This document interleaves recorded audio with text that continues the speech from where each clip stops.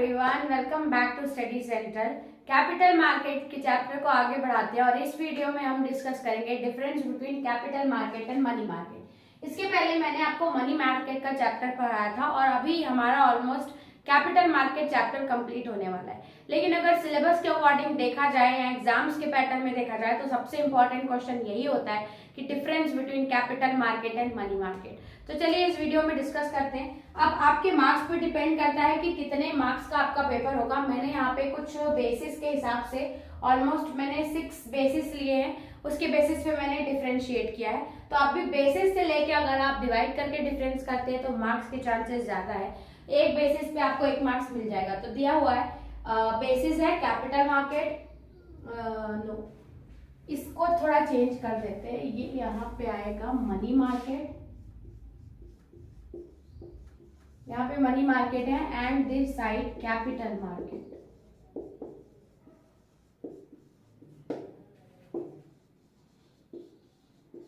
चलिए देखते हैं। सबसे पहला बेसिस है ऑब्जेक्टिव। ऑब्जेक्टिव क्या है?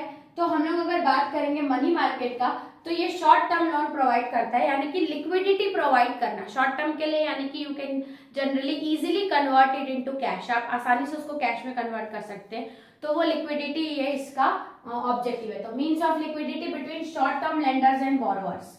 देन ये long term investors and borrowers के लिए है। फॉर लॉन्ग टर्म इन्वेस्टर, अगर आप कहीं भी इन्वेस्ट कर रहे हो लॉन्ग टर्म के लिए तो उसको फुलफिल करना, ये इसका ऑब्जेक्टिव है।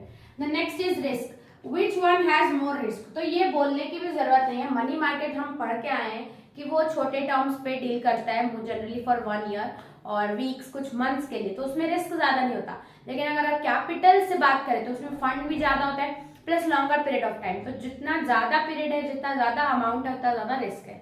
तो अगर मनी मार्केट की बात करूं तो 0 एंड नील रिस्क बोल सकते हैं। इसमें जो मार्केट रिस्क आ सकती है बाय डिफॉल्ट या डिफॉल्ट मार्केट रिस्क होती है। Default market risk is there in capital market. Next basis है गारंटी। तो देखो money market are generally guaranteed by the government. Government regulate करती है उसको, तो गारंटी रहती है। लेकिन जब भी आप कैपिटल मार्केट की बात करोगे लॉन्ग टर्म के लिए रहते हैं, नो सच गारंटीज देयर।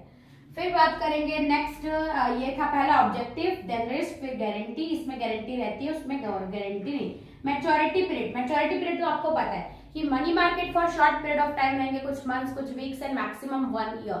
ठीक है, तो मैक्सिमम 1 ईयर रहता है मनी मार्केट का, मंथ्स वीक से स्टार्ट होता है। Capital market more than 1 year से ही स्टार्ट होगा for longer period of time, तो लॉन्ग टर्म मैच्योरिटी रहती है। सो ये था maturity period. Then rating. Rating की अगर बात करें तो money market are mostly very much trusted, so these are highly rated and these are not so highly rated capital market.